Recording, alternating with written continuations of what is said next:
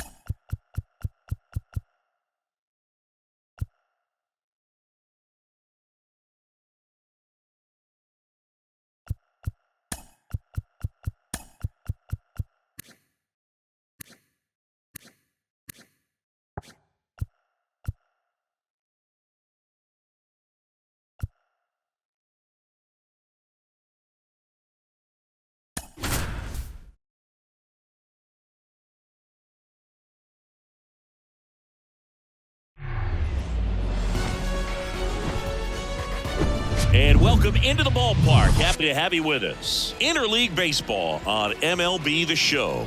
It's the San Diego Padres and the Toronto Blue Jays. First pitch coming your way next.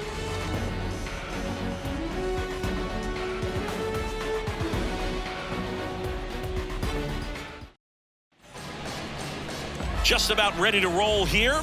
And on the hill, the big righty, Alek Manoah. What should we keep an eye on here? Well, he's been a very dependable starter for his club, and what stands out for me is that left-handed hitters have really struggled batting below 200 against him, and it just tells me they have a hard time tracking the baseball. Maybe it's the release point, maybe it's the motion, but just some way, somehow, they've got to figure out a way to pick it up and try to have some success from the left side. Ready to go now? Here's the second baseman, Ha-Sung Kim.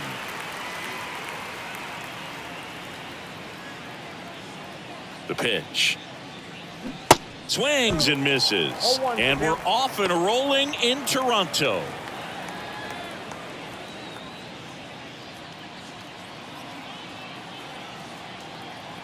Here's the 0-1. Foul back our way, and that's out of play.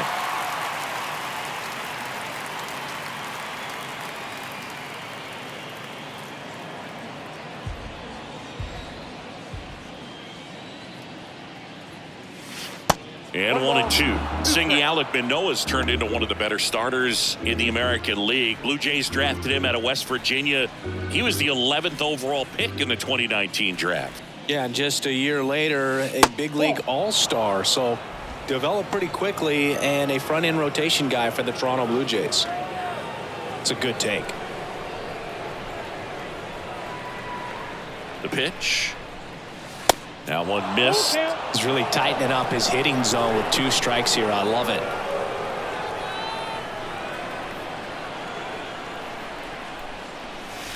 Got him looking. Then there's 1 down. No, just couldn't pull the trigger on the fastball right there, and I don't think he was taking it, thinking it might be a called ball or anything. I just think he was flat out frozen. Did not expect that location, in my opinion. Fernando Tatis Jr. to hit here. And that's in there for strike 1. Fernando Tatis Jr. continues to be one of the most dynamic talents in the game. That season he put together in 2021, one of the best in Padres history. Tatis waits. That one hit to right. Springer on the move. Pulls it in on the run. 2 away. As we take a look at the Padres lineup, this is a very patient lineup we're going to see. They've got the most walks of any team in the league, so that's a big part of their approach as an offensive unit. Boog, and when you can do that, the amount of pressure that can put on the pitcher, making him, grind through every hitter so much that he's got to think about when you got base runners on and a good hitter at the plate. And so free base runners, they're going to happen when you have hitters like this. Up to the pitchers to figure out a way to have better command and make sure that they can get some outs when they do get a base runner double play. But when you have a team like this, very difficult to stop. And the 1-0. Swings through that. 1-1.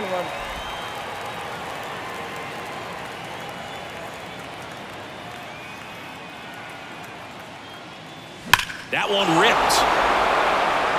That's back. Out of here. Juan Soto goes deep. His 18th home run of the season, and they jump out front. It's 1-0. He absolutely feasts on right-handed pitching and devours that one for a homer. And you can see that's what he expects of himself at bat after at bat. He's that confident. That's exactly the pitch he was looking for. Crushes it and hits it out of the ballpark.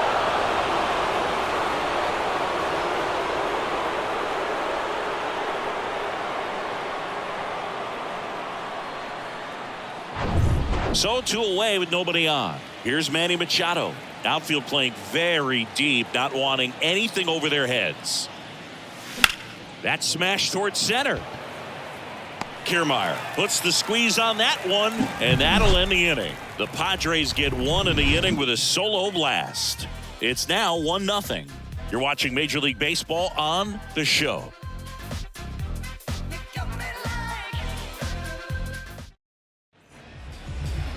Welcome back. And today's starter, Joe Musgrove. What should we keep an eye on here? Well, he's putting together a really nice season on the mound. ERA in the low 3s. Very respectable when you consider guys are looking to do damage. They're not trying to just walk and hit singles. They're trying to hit homers and draw walks and score runs. So when you have a guy that can limit the other team from scoring more than a few runs, that's really tough to beat game in and game out.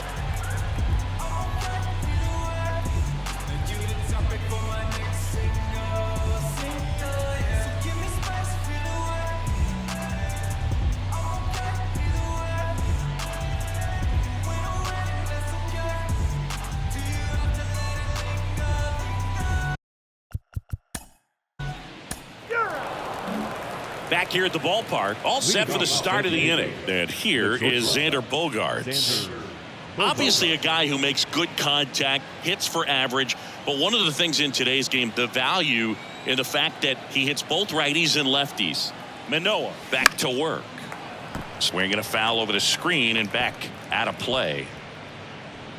They're so reliant on the matchups nowadays, Chris, and it's huge when you don't have to sit a guy or platoon him. When you can hit, both sides in terms of pitchers' arms, you're a guy that it's hard to take out of the lineup, and I think it's very important today when everything is under the microscope. Up the middle, Bichette tosses to first. One up, one down. Batting fifth, the first baseman, number 9, Jake Cronenworth, the next up for the Padres. Jake Cronenworth, the Michigan kid. He played at the University of Michigan. Rays took him in the 15 draft in the 7th round. Grew up playing a lot of hockey. Eventually made his big league debut with the Padres. Chris, he's been an all-star twice.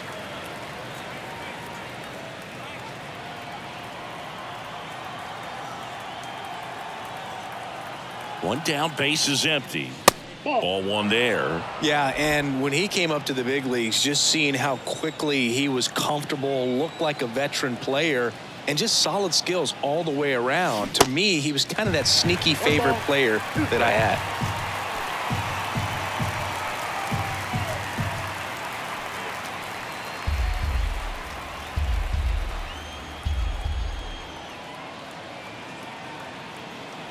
The 1-2. Keeps the at-bat going with a foul ball.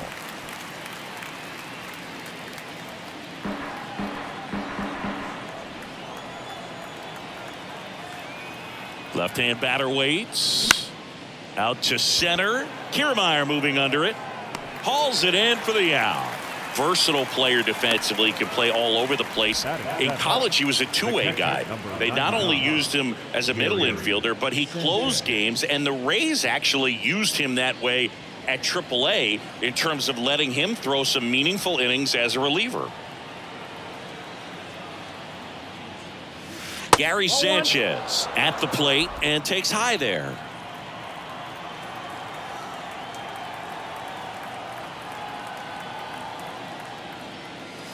That one drifts inside. No strike.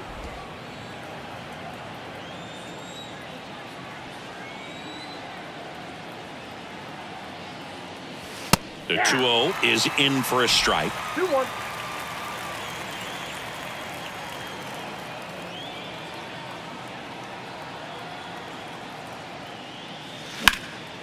And that one is lifted in the air. Springer drifts towards it. And he makes the catch. That is the inning. Nothing across here this half. We go to the bottom of inning number 2. It's the Padres 1 and the Jays nothing.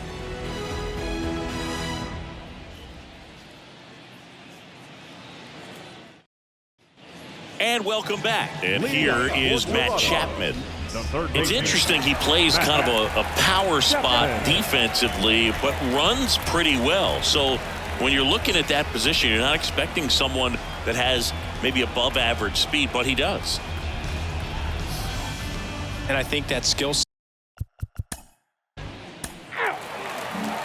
Back now in Toronto, and now it's going to be Matt Carpenter.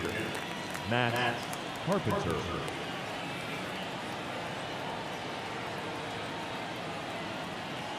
Manoah back to work. Ball, watch out.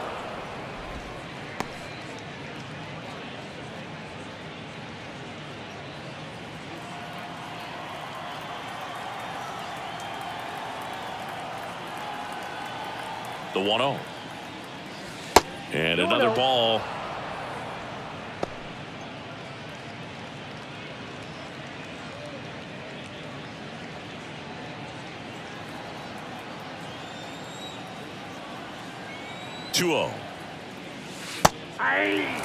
In today's game, not that many fastball counts, but hitters still in the back of their minds, they're looking for one. 2-0 changeup call right there. Excellent pitch selection to go with. And here it comes. To the right side, and it goes just foul.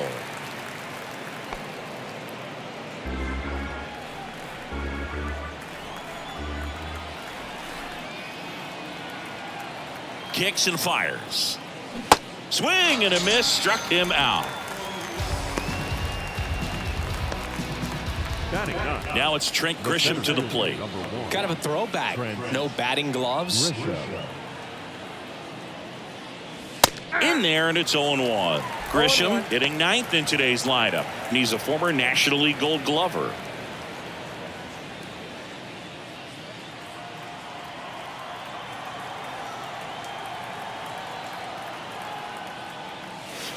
And he's down 0-2 as he swings through it. I think he was sitting off speed there.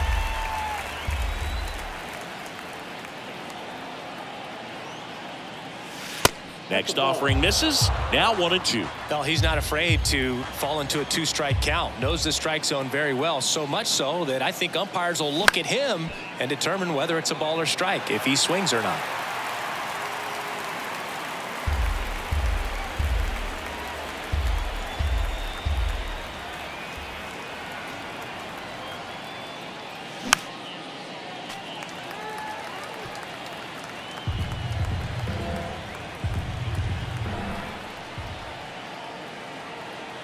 And the righty deals. In the air, left field. Merrifield in pursuit. No trouble here. Puts it away for the out.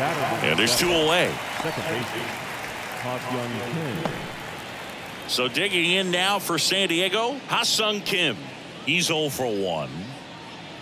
Kim starting up the middle at second, 27 years old, and he's a native of South Korea.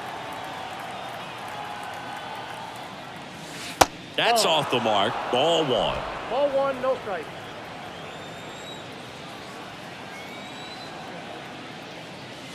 That one finds the zone, and it's 1-1.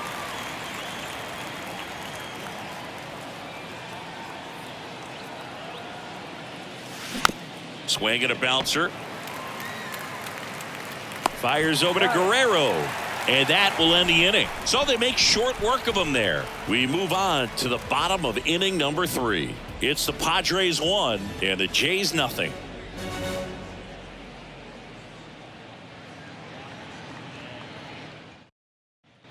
Welcome back. Here's Kevin Kiermaier For Toronto. singing "You Gotta Appreciate a Guy Who's This Good Defensively." I mean, watching him track balls in the outfield, it is beautiful. And I would say that most great defensive outfielders, it's kind of natural. There is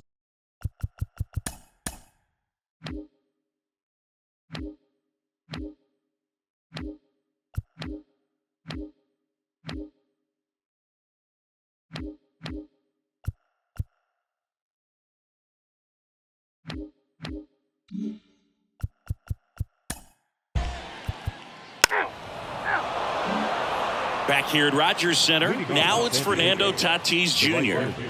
I think when you contemplate him as a player, the first thing you think about is defense, and you think about that great arm. I also think about the speed. If he can get on, that's going to give one more thing for that pitcher to think about. And ball 1 to the right fielder. Counts 1-0.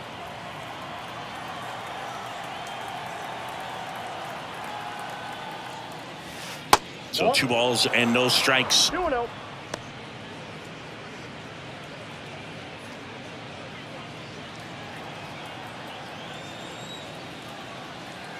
And a pitch. Swings through that one. Instead of letting the hitter get his arms extended, tied him up a little bit, slightly up, slightly in. The 2-1. And a foul ball.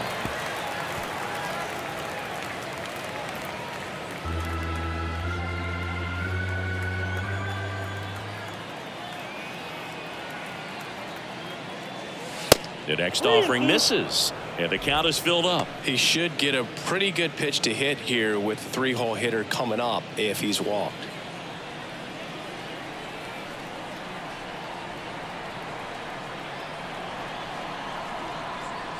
That one misses, so a leadoff walk. What a battle. It's not always easy laying off a 3-2 pitch, and I tell you what, he earned that walk. And now it's Juan Soto.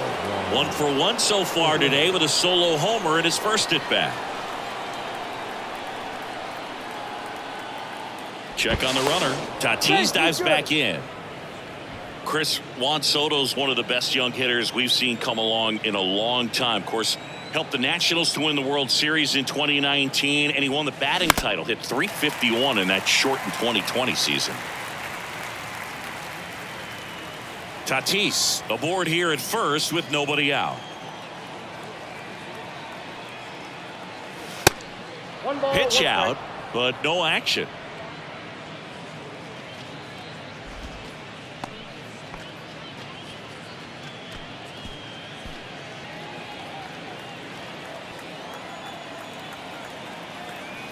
Ball to strike. The pitch. That's inside. Well, I mean, his at-bats are so quality. We talk about professional hitter, professional at-bats. He gives those to you all the time.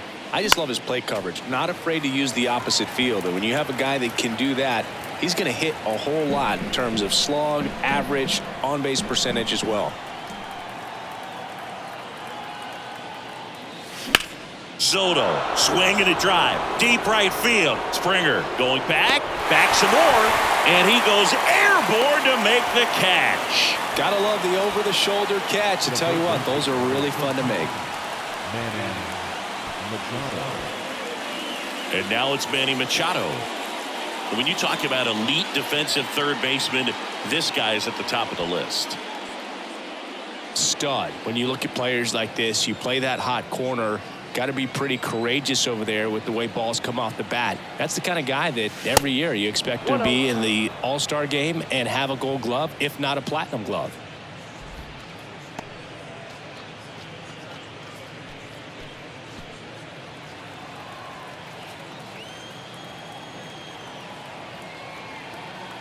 Right-hander kick steals. Gets him to chase after that one. So what are the skills you look for that make a really good defensive third baseman that elite? Well, Boog, one of the things I think about immediately are just the feet. Does he have good feet? Is he able to quickly react? And when you have good feet, you've got soft hands. And soft hand defenders are able to make tough plays look easy.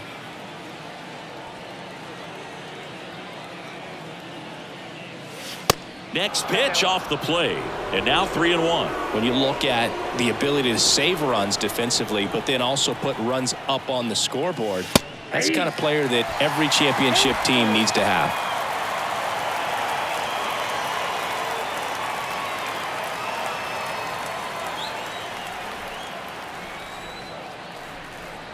Righty delivers. Cuts and misses. It's a strikeout.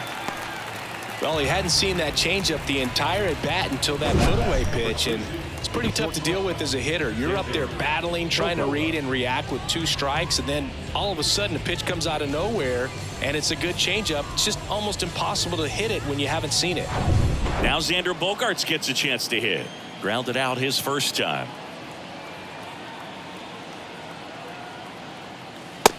Ball one, It's no a pitch out, nothing doing, and that's ball 1.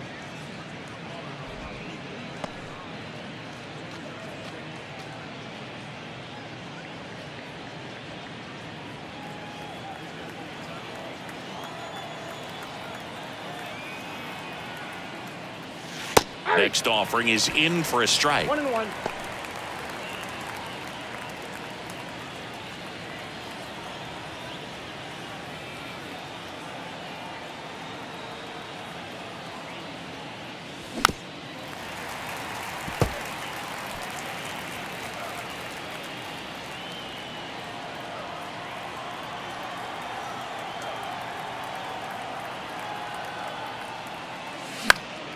That's foul off to the right side, keeps the AB going.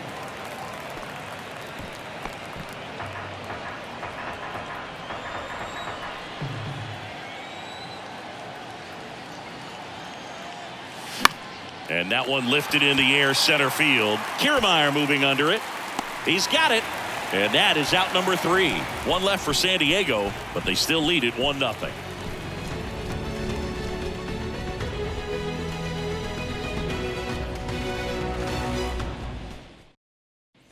Back here at the ballpark, ready to go, bottom 4. And now to the plate, here's the Toronto DH, Brandon Belt. Brandon Belt, who grew up in Texas, played his college ball at the University of Texas, and then went on to win World Series with the Giants in 2012 and 2014. They called him the captain for a couple of years. Yeah, and I remember Bruce Bochy talking about Brandon Belt when he was just coming up to the big leagues and said he was a left-handed Buster Posey.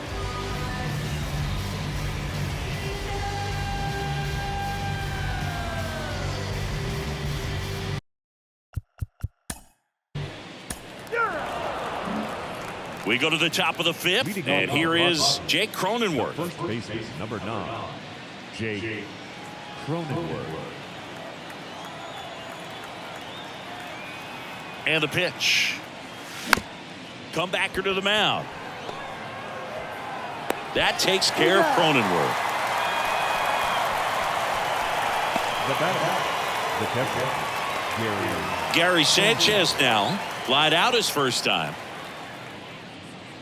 In today's game, you look at exit velocity as a measure of process, and if guys are hitting the ball hard, eventually the results usually follow. Gary Sanchez, he is a guy that hits the ball hard.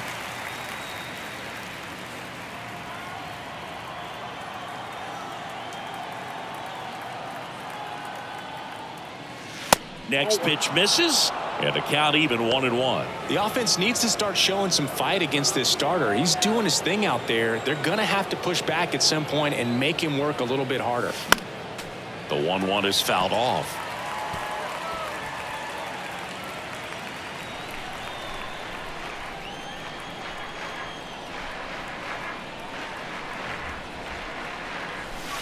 Right through there, got him. 2 away. Now it's Matt Carpenter. He struck out swinging at his first at bat. Carpenter.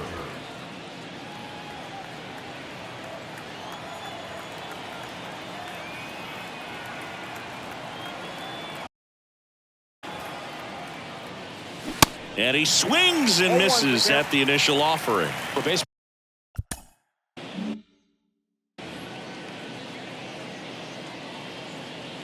At the belt and fires.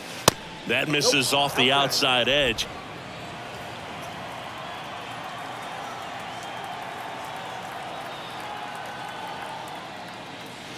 And a breaking ball drops in for a strike.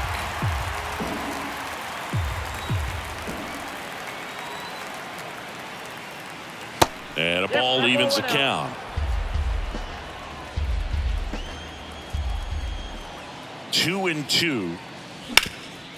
Bounced up the middle. Over to first, and it's a 1-2-3 inning. Padres go down quietly, but they lead it 1-0. Ready to go for the last.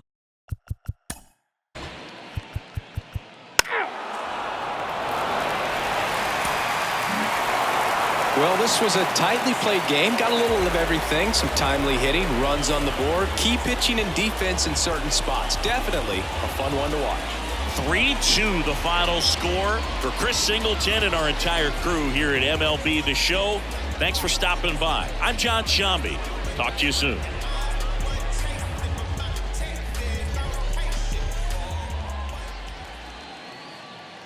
The final line score for our ball game tonight. For the victorious San Diego Padres, 3 runs, 6 hits, no errors. They left 8 men on base. For the Blue Jays, 2 runs, 6 hits, no errors. They left 6 men on base. Time of the ball game, 2 hours and 49 minutes. Thank you for joining us here tonight. And we remind you to please drive home safely.